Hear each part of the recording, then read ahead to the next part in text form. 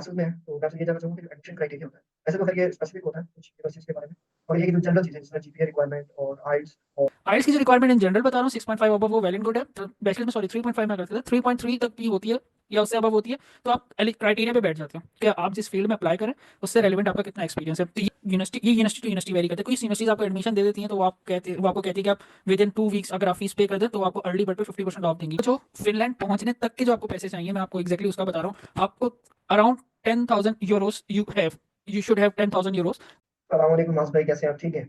वालेकुम अस्सलाम, अल्हम्दुलिल्लाह, अल्लाह का अच्छा, सबसे पहले तो वेलकम टू करियर वॉइस और थैंक्स कि आपने अपने बिजी स्केड्यूल में से टाइम निकाला।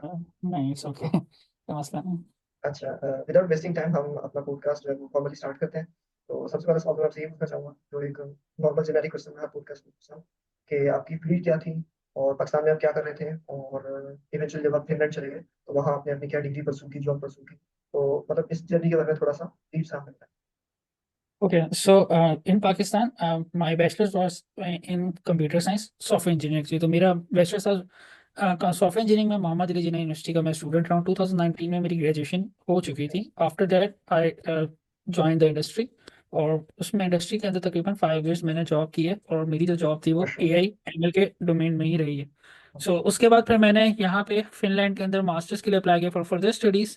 ओके। और मास्टर्स के लिए मैंने जब यहाँ पे अप्लाई किया था तो मेरा जो मेन टारगेट था वो यही था कि डाटा साइंस या AI के ही किसी डोमेन में करना है। So right now currently I am enrolled in Tampere university and my course is statistical data analytics. So this is the okay. Course. Okay, so great. ये तो माशाल्लाह बहुत इंटरेस्टिंग फील्ड है, चूंकि इसका नाम नहीं सुना हुआ बीइंग अ मैकेनिकल इंजीनियर। तो या या अच्छा, moving on to the next question. क्योंकि आप मास्टर्स में हैं तो मैं आपसे ये जानना चाहूंगा कि जो एडमिशन क्राइटेरिया होता है, वैसे तो खैर ये स्पेसिफिक होता है कुछ यूनिवर्सिटीज के बारे में, मगर ये कि जो जनरल चीज़ें जिसमें जीपीए रिक्वायरमेंट और आइल्स, और कुछ कंट्रीज में हमने देखा है कि आपको पाकिस्तान में एक लॉ अमाउंट रखवानी होती है जर्मनी के केस में, फॉर एग्जाम्पल यूके के केस में, तो इस तरह के थोड़े से हमें स्टेप्स बता दें एडमिशन क्राइटेरिया। सही। अच्छा, मैं एडमिशन क्राइटेरिया बताने से पहले कुछ मिथ्स हैं जो जनरलाइज हैं जो मैंने यहाँ पे आके खुद एक्सपीरियंस किए हैं, तो मैं वो भी साथ बताऊंगा। अच्छा, यहाँ पे जो पहले बात एडमिशन क्राइटेरिया के अंदर मैंने जब अप्लाई करा था, सो वी आर इस लास्ट इनटेक में, क्योंकि मैं जो है इसी इनटेक में आया हूँ। तो लास्ट इनटेक के अंदर जो है यहाँ पे गवर्नमेंट का प्रोग्राम चल रहा था स्कॉलरशिप का। सही है। तो वो पिछले 4 साल से स्कॉलरशिप प्रोग्राम चल रहा था। तो यहाँ पे पॉइंट ये था कि गवर्नमेंट स्कॉलरशिप दे रही है, 100% भी हो सकती है, ओके। 70% भी हो सकती है, 50% भी हो सकती है, और 100% विद स्टाइपेंड भी हो सकती है। तो ओके। इसके अंदर जो वैसे क्राइटेरिया था वो मतलब स्पेसिफिक वो नहीं था, लेकिन 3 कहीं 3.5 अबव था, कहीं 3.3 अबव था। बट इस चीज़ की जो अंडरस्टैंडिंग जो मुझे बनी कि मैं कहाँ पे फिट करूंगा, तो इसके लिए मैंने जो है यहाँ पे ग्रुप्स को ज्वाइन किया। PSA Finland is a very common group, ठीक है। तो वहाँ पे जो फेसबुक है। पिछले लोग होते हैं, फेसबुक ग्रुप है। फेसबुक, यस फेसबुक ग्रुप है। तो वहाँ पे लोग अपने प्रीवियस एक्सपीरियंसेस शेयर करते हैं। तो बेस्ड ऑन द एक्सपीरियंस, वहाँ पे प्रीवियस एक्सपीरियंस से मुझे एक आइडिया बन गया कि मैं, अगर ये मेरे एक्सपीरियंस है, ये मेरा क्राइटेरिया, तो मैं कहाँ पे हिट कर जाऊंगा। बिकॉज मैं एक चीज़ और शेयर करूँ, बिकॉज मैं जब आया हूँ यहाँ पे स्टैटिकल डाटा एनालिटिक्स मैंने पाकिस्तान में नहीं सुनी, सिर्फ डाटा साइंस सुनी थी। There are same for more me. Then more than 4 departments regarding AI and data science. There is a अच्छा। department named signal processing and machine learning, standard data analytics, और and then data science. तो अब मसला ये होता है कि कुछ डिपार्टमेंट्स होते हैं जिनके अंदर एडमिशन्स कम आ रहे होते हैं, तो वहाँ पे अगर 3.5 है, अपने 3.5 भी का आपको शायद एडमिशन मिल जाए। कुछ जगहों पे ज़्यादा है। ये नाम का भी एक वो हाइप होती है, उस बुनियाद पे भी एक एडमिशन आ रहा होता है। तो ये सारा प्रोसेस था। आइल्स की जो रिक्वायरमेंट इन जनरल बता रहा हूँ 6.5 अबव वो वेल एंड गुड है। और बैचलर्स में सॉरी 3.5 में गलत था, 3.3 तक भी होती है या उससे अबव होती है तो आप क्राइटेरिया पे बैठ जाते हो। उसके बाद फिर ये कि आपके साथ कंपटीशन में कौन कितना हाई है वो है। अच्छा, एक चीज़ जो कि नॉन रिक्वायरमेंट में ऐड नहीं होता यहाँ पे, बट ये उसको प्रेफर कर रहे हैं, दिस इज द जॉब आपके, आप जिस फील्ड में अप्लाई करें उससे रेलिवेंट आपका कितना एक्सपीरियंस है। तो ये चीज़ मुझे इस तरह पता चली थी, मैंने ग्रुप में जब ज्वाइन किया था तो मुझे ग्रुप से लोगों ने बताया था। तो ये that is the another thing. Okay. अच्छा, इसमें आपने स्कॉलरशिप के बारे में थोड़ी सी बात की अभी, जी जी। जिसका आपने बताया 50%, 70%, 90%।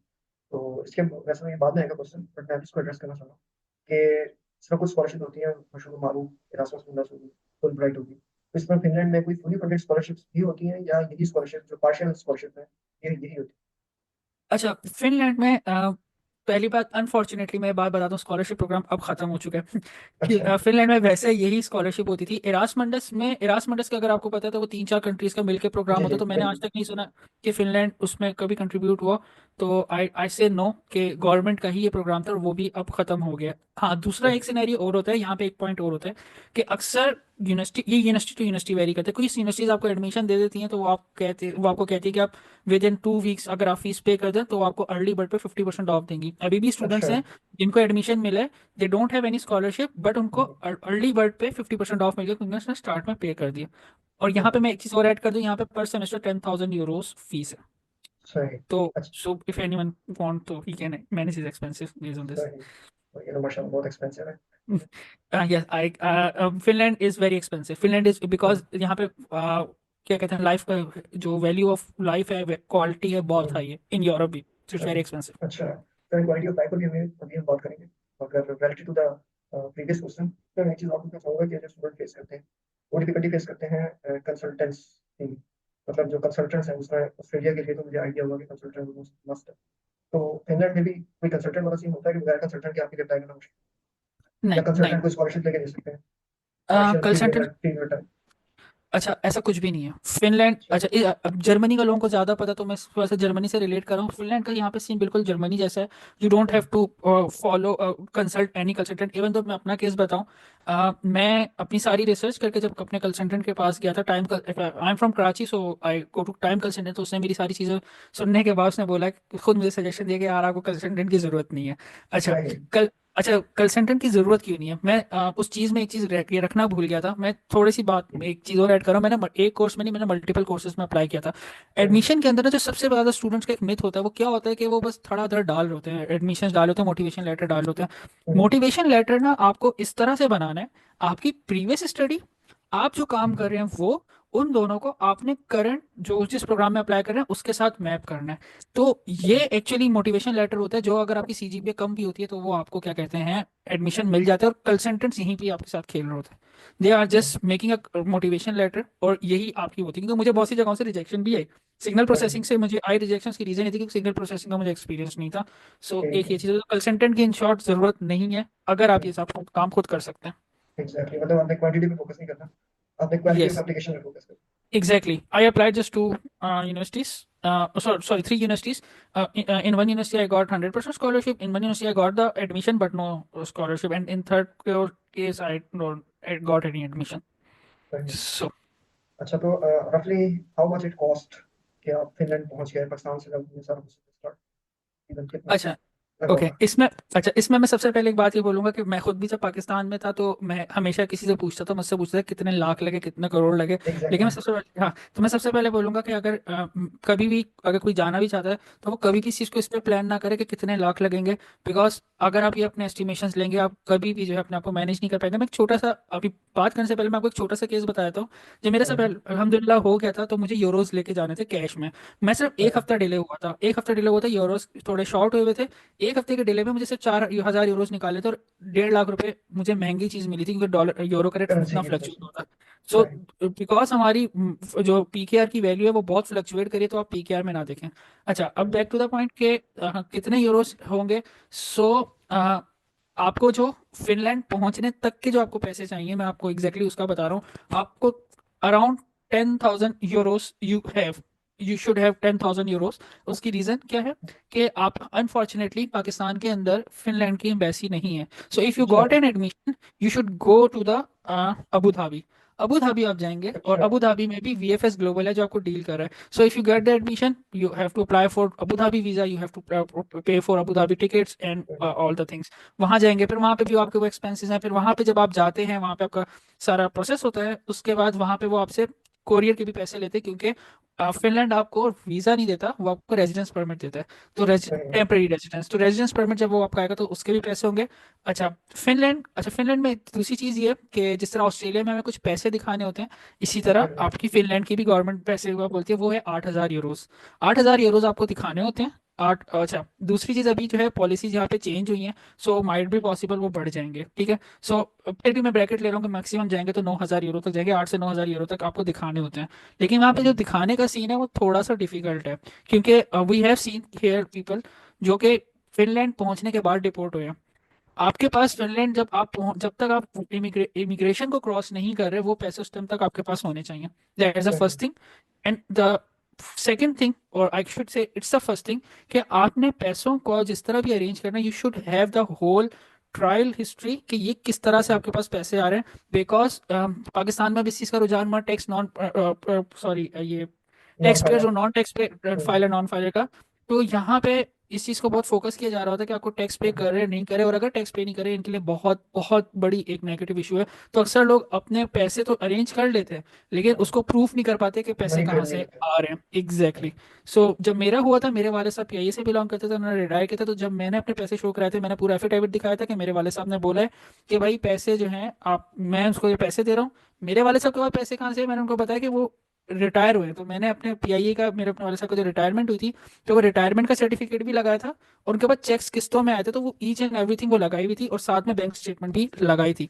तो सही। ये जितना आप स्ट्रॉन्ग कर सकें पैसे, क्योंकि बहुत से लोग यहाँ पे मार खा जाते हैं और डिपोर्ट भी हुए। अच्छा, यही सेम सिचुएशन अभी ऑस्ट्रेलिया के केस में मेरे, यही सेम सिचुएशन थी कि जो एम्बेसी में जो ये रूल्स हैं, और खास तौर पे जो लॉ अमाउंट आप पाकिस्तान में रखवाते हैं 2 से 3 मंथ के लिए, तो उस पर बड़ी स्ट्रिक्ट चेकअप रखा हुआ है। तो एग्जैक्टली। अब मगर ऑस्ट्रेलिया के केस में एक बात और भी थी कि अगर आपने सब कुछ सही भी किया है, जेन्युइन भी बनाई है अपनी प्रोफाइल, उसके बाद भी आपकी वीजा रिजेक्शन हो जाए। तो फिनलैंड में अगर आपने सब कुछ जेन्युइन रखा है, वैसे तो खरीद बहुत महंगा हो गया, मैंने 8,000 यूरो आपने वो बताया, और 10,000 यूरो वो, तो ये तकरीबन 50 लाख क्रॉस कर गया। तो नो नो नो, इतनी 8,000 यूरो स्टूडेंट की आने की रिक्वायरमेंट है, और मैं टोटल 10,000 बोलो, अच्छा 10,000 के टोटल। अंदर 8,000 भी, हाँ ओके टोटल ओके ओके। 10,000। चलो सॉरी। फिर अब हाँ मुझे समझ आ रही है, वरना तो ये आई no no थॉट no कि ये तो टेन बहुत थाउजेंड महंगा स्टेप। no no ठीक है, तो नहीं ये नहीं हो गया टेन अराउंड, थाउजेंड हाँ ये हो गया अराउंड 30 लाख। तो अगर एक बंदे ने 30 लाख अरेंज किए, तो वीजा रिजेक्शन के बारे में आपने सुना है फिनलैंड में वीजा रिजेक्शन होती है, या अगर बाकी सब कुछ केस जेन्युइन है तो ये वीजा नहीं? फिनलैंड के जो वीजा एक्सेप्टेंस रेट है ना, वो इस टाइम 99% है। Okay, if you impressive. don't have if you don't have any problem, if you don't do something wrong, they will never reject you, even though, अच्छा, मैंने जर्मनी और ऑस्ट्रेलिया के case में अक्सर देखा, जैसे आपने भी बताया कि रिजेक्ट हो गया, ये रिजेक्ट भी करते तो ऐसे नहीं करते, मतलब लेट्स से कि if they have any Curie they will ask it. मैं अपनी फैमिली के साथ आया, मेरी वाइफ बेटी है, तो हमारे वहाँ पे डीएनए हुआ था। मैं आपके साथ एक बहुत अच्छा एक केस डिस्कस कर रहा हूँ कि हम श्योर। पाकिस्तानी अनफॉर्चुनेटली थोड़ा बदनाम हुए हैं, तो लोग हम पे ट्रस्ट कम करते हैं। जब हम फिनलैंड गए थे, तो हमें अपने सब डॉक्यूमेंट दिखाने के बाद, क्योंकि हमारी बेटी थी, हमें डीएनए टेस्ट देना पड़ा था, हमने डीएनए टेस्ट देके वापस आए। एक केस किसी ने बताया था कि वो पाकिस्तानी फैमिली वहां गई, उन्होंने कहा हम डीएनए टेस्ट नहीं देंगे, हमारे हमारे रिलीजन में ये नहीं है, हम रिलीजन के अगेंस्ट है हमारी चीज़। तो उनको उन्होंने कुछ नहीं कहा। जब वो वापस आकर उनको ईमेल की कि आप हमें इस चीज़ को प्रूव कर दें कि ये कैसे आपके रिलीजियस पॉइंट ऑफ व्यू से डीएनए जो है वो गलत है, गलत है। अगर आप इसको प्रूव कर देंगे तो हम इसका कोई गो अराउंड निकालेंगे, अगर प्रूफ नहीं करेंगे तो आपको दोबारा आना पड़ेगा। तो they are Finnish person are very good. मैं आपको पर्सनल एक्सपीरियंस बताऊं, ये they want to help you. तो ये अगर आपके पास रिजेक्शन आएगी तो ऐसा नहीं है कि आउट ऑफ नोवेयर आएगी, आपको पूरा बताएंगे कि बताएंगे ये फिर ये रीजन। सीन है, हाँ। ठीक है। एग्जैक्टली। सो अगर आपने कोई गलत नहीं किया तो देयर इज नो रिजेक्शन।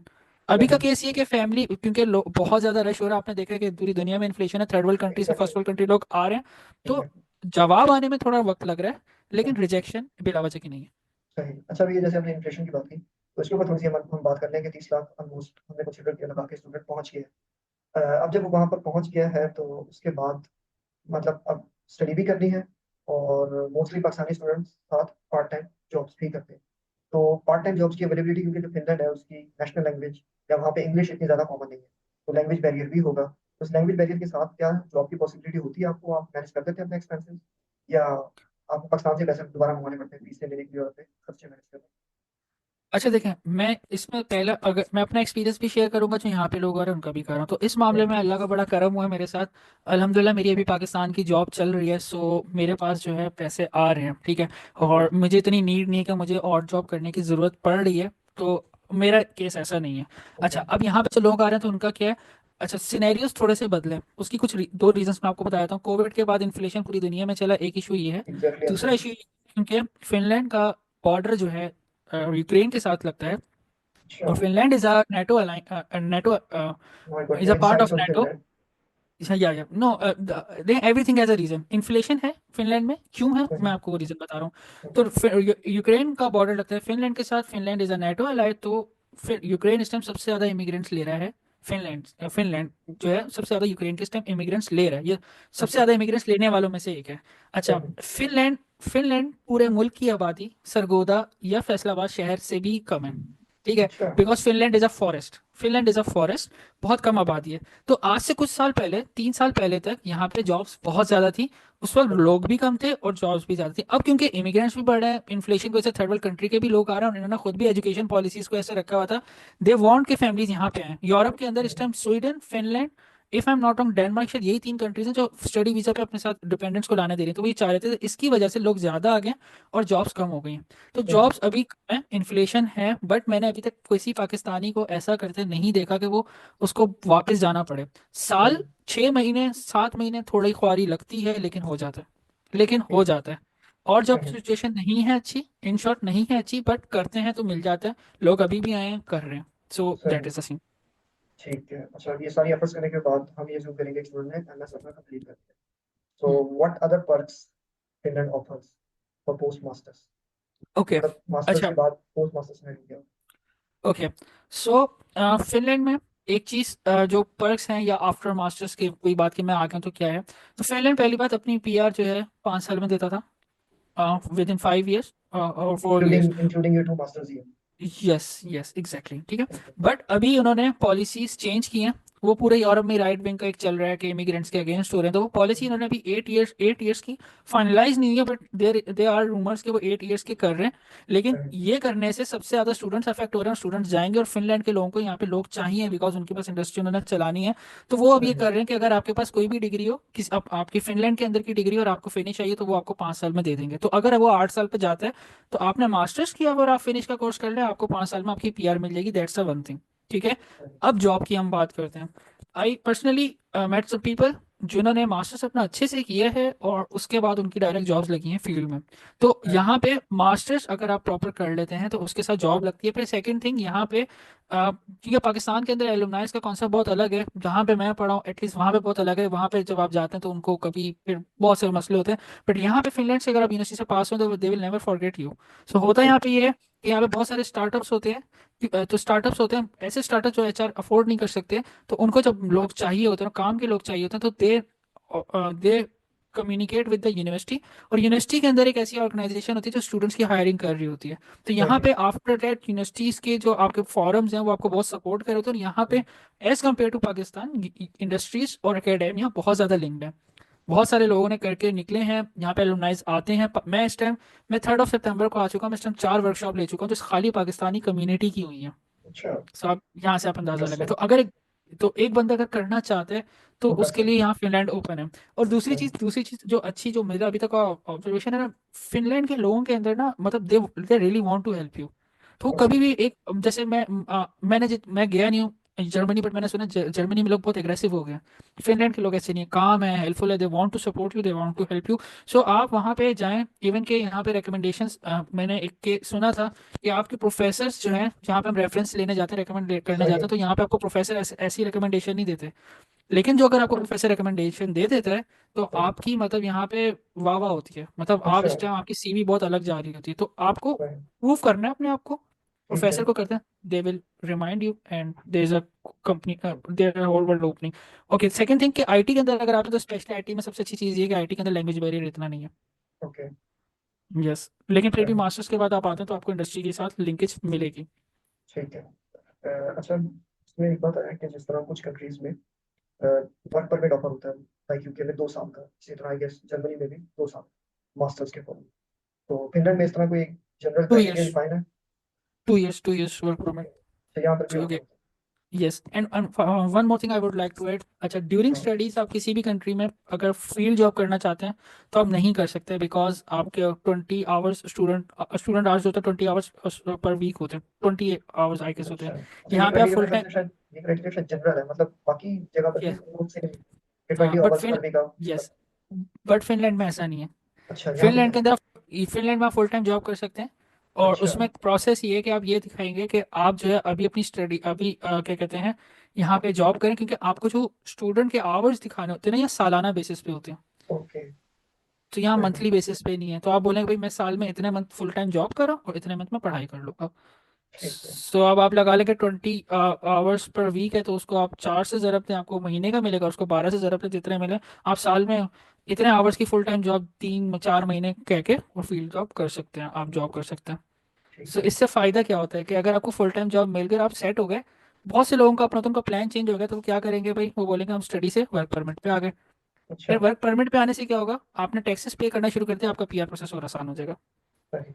अच्छा, so coming towards the end, तो माशाल्लाह बहुत ज़बरदस्त पॉडकास्ट रहा। अब एंड में I would highly seek your advice कि आप वो एडवाइस जो आप देंगे वो अपने फिनलैंड के एक्सपीरियंस के बेस पे देंगे।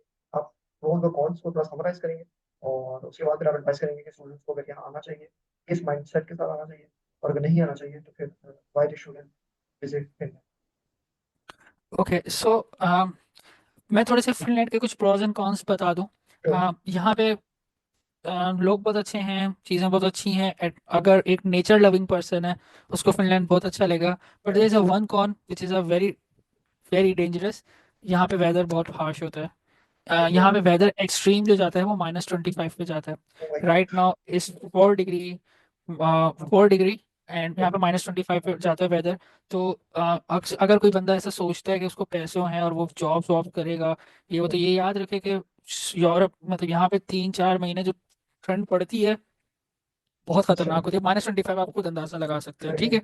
बट है। उसके अगेंस्ट पॉजिटिव चीज़ें ये हैं कि अब मैं जैसे कि एग्जांपल है और जॉब के अंदर से हमारे पाकिस्तान में फूड पांडा से दो मशहूर कंपनीज हैं, वोल्ट और फूडोरा। तो आप गाड़ी खरीद के भी कर सकते हैं, 1000 यूरो के अंदर मिल जाती है वो।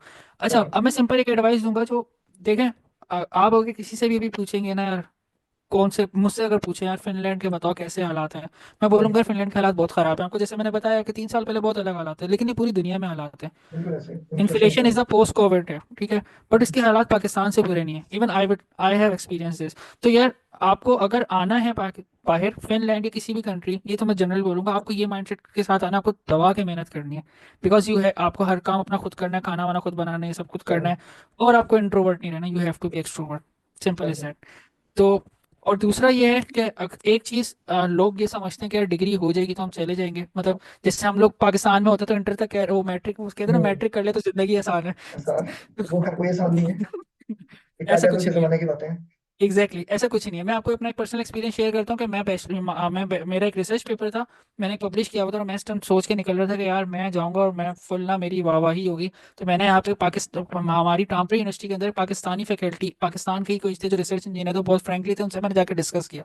उनको बोला कि सर मुझे रिसर्च इंजीनियर की कहीं करवा दें, मेरा एक पब्लिश रिसर्च पेपर है, ये वो है फलाना ढिमकाना। तो उन्होंने ना मुझे बोला कि बेटा दोबारा ना किसी रिसर्चर के सामने यहाँ पे ये बात नहीं बोलना, आपका एक रिसर्च पेपर है। कहते हैं क्योंकि उस अगर आप ये बात बोलोगे उसको लगेगा इसको अपने पास प्रूव करने के लिए कुछ नहीं, क्योंकि यहाँ पे मास्टर्स के स्टूडेंट्स के 20-20 रिसर्च पेपर भी होते हैं। अच्छा। तो अब आप खुद अंदाजा लगा पढ़े लें, लिखे अगर लोग आप हैं। सब अगर आप सब कोर्सेज ही कंप्लीट करके आ रहे हैं, तो आप कहाँ स्टैंड आउट करेंगे। ऐसा नहीं है कि जितने स्टूडेंट्स निकल रहे हैं उतनी इंडस्ट्री में नीड है, तो यू हैव सही। To be potential. फिनलैंड में दूसरा मसला मैं आपको एक बता दूं, यहाँ पे सेमेस्टर सिस्टम बहुत अलग है। हमारे वहाँ सही। पे होता है पहले मिड टर्म होता है, फिर पहले मिड टर्म होता है, उसके बाद फाइनल एग्जाम होता है। यहाँ पे पीरियड्स का कॉन्सेप्ट है। अच्छा। मिड टर्म के टाइम ड्यूरेशन में आपने कोर्सेज पढ़ने हैं। वो कोर्सेज का मिड टर्म तक जितना एग्जाम होगा उसके बाद दूसरे कोर्सेज आ जाएंगे, मतलब समझ सही। लो मिड टर्म के टाइम ड्यूरेशन में आपने एक कोर्स पढ़ के उसका एग्जाम देना, उसके बाद अगले उसमें अगले एग्जाम देना है। अच्छा। और फिर दूसरी अजम्पशन यहाँ पे, अगर आप कोई ऐसी डिग्री करने जा रहे हैं जिसके अंदर मैथमेटिक्स है, तो इट्स माय वार्निंग कि अगर आपको नहीं आती मैथमेटिक्स, आप उस कोर्स में ना करें, क्योंकि यहाँ पे मैथमेटिक्स की बेसिक्स नहीं करवाते। मेरे साथ एनईडी के लोग हैं, वो कहते हैं कि हमने जो पूरा पूरा 4 सालों में पढ़ा वो यहाँ पे एक पीरियड मतलब मिड टर्म के अंदर सब करवा देते हैं, बिकॉज अच्छा। दे आर अज्यूमिंग आपको मैथमेटिक्स आती है। सही। यहाँ पे क्लासेस में बैठने का इतना कॉन्सेप्ट नहीं है, लोग नहीं ले रहे होते, बिकॉज ऑनलाइन है, यहाँ पे अटेंडेंस का इतना चेक एंड बैलेंस नहीं है, आपको ऑनलाइन मिल जाता है। बट यहाँ पे आपको सेल्फ स्टडी बहुत ज़्यादा करनी है, और अगर आप टेक्निकल कोर्स में, आपको बहुत ज़्यादा टफ टाइम मिलेगा, बहुत ज़्यादा टफ टाइम मिलेगा। सही। तो आप मज़े मज़े में नहीं निकाल सकते, इन शॉर्ट मैं आपको ये कह रहा हूँ। तो सही। पैसे आप अपने सोच समझ के लगाएं, दैट्स ठीक। इट। ठीक है मास भाई, लेट्स रैप इट अप। माशाल्लाह ये बहुत ज़बरदस्त सेशन रहा आपके साथ, और बड़े कॉम्प्रिहेंसिव आंसर किया आपने। So again thanks for your time. No problem, no problem. Okay, let's okay, disconnect it. अस्सलाम वालेकुम। तो उम्मीद करता हूँ कि you guys have enjoyed the video and it will be very helpful for your career. So इस तरह के मज़ीद सेशंस के लिए please like the video and subscribe the channel. So next week इंशाल्लाह एक और ज़बरदस्त सेशन के साथ हाज़िर होंगे। तब तक के लिए take care of yourself. अल्लाह हाफ़िज़।